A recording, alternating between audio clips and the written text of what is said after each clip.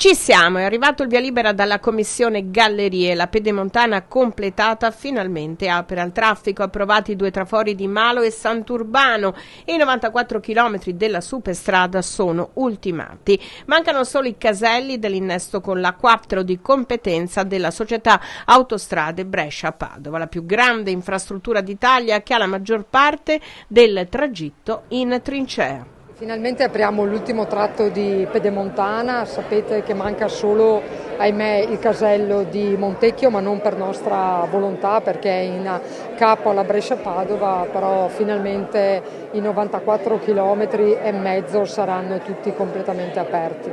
Lavori in corso in tutto il Veneto, dalla bretella ferroviaria dell'aeroporto a Tessera alla Via del Mare. Diciamo che il Veneto è veramente in movimento con tanti cantieri che sono in corso e tanti cantieri che si stanno aprendo. Il collegamento ferroviario all'aeroporto di Venezia, finalmente, l'aeroporto di Venezia è il terzo aeroporto internazionale a livello nazionale e credo che meriti veramente un collegamento ferroviario che vuol dire un potenziamento del servizio dei treni importante. Sicuramente ci potrà essere un treno ogni 15 minuti che potrà raggiungere l'aeroporto e questo è importante. Un investimento di 644 milioni di euro che deve essere realizzato obbligatoriamente entro dicembre 2025 perché una parte del finanziamento sono risorse PNRR. Il 16 gennaio appuntamento dal notaio per la Via del Mare, il 12 gennaio, Via del Mare che però